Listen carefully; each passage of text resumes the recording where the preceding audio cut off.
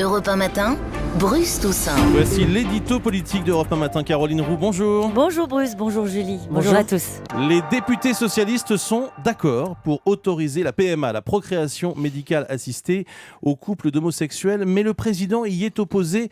Alors on se dit, tiens, il y a un problème de plus, est-ce que c'est le cas ? Oui, mais le problème n'est pas forcément celui qui saute d'abord aux yeux.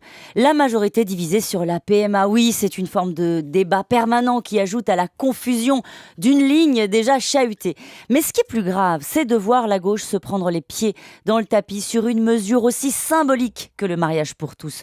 On ne parle pas là des contreparties du crédit d'impôt pour les entreprises du CAC 40, on parle d'une loi qui divise le pays, qui impacte sur les piliers de la vie en société. Sur ce sujet-là, pas de débat national organisé, pas de concertation. Les 51% de François Hollande à la présidentielle valent bon pour accord, fermez le banc, veuillez voter. Sur ce sujet-là, pas de discours fort, solennel, pas de paroles présidentielles qui accompagnent les pros et les antis. Le débat a lieu en commission, à l'Assemblée, au bureau politique du PS, entre socialistes.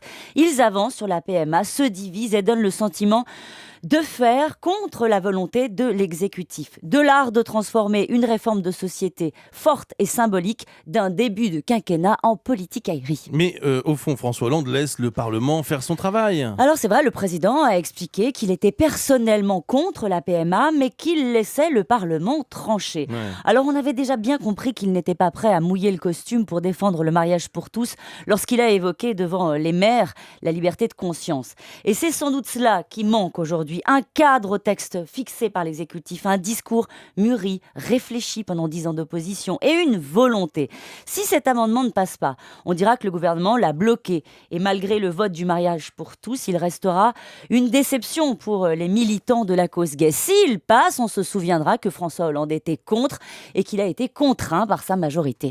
Est-ce que l'amendement socialiste a des chances d'être adopté ? Alors pour l'instant, rien n'est acquis, ni dans un sens ni dans l'autre. D'ailleurs, de toute façon, si on met de côté le contenu du texte, politiquement, cette opération sonne déjà comme une occasion manquée. Fédérer la gauche sur un marqueur fort, une mesure symbolique qui renvoie la droite à un discours embarrassé. En mars 80, avant son élection, François Mitterrand allait à la télévision pour dire « Je ne veux pas faire semblant d'être celui que je ne suis pas. Dans ma conscience profonde, je suis contre la peine de mort. » Sur le sujet du mariage homo, il manque la force de la conscience profonde de François Hollande. Merci beaucoup Caroline Roux. Dans un instant, Jamel Debbouze fait l'événement sur Europe 1.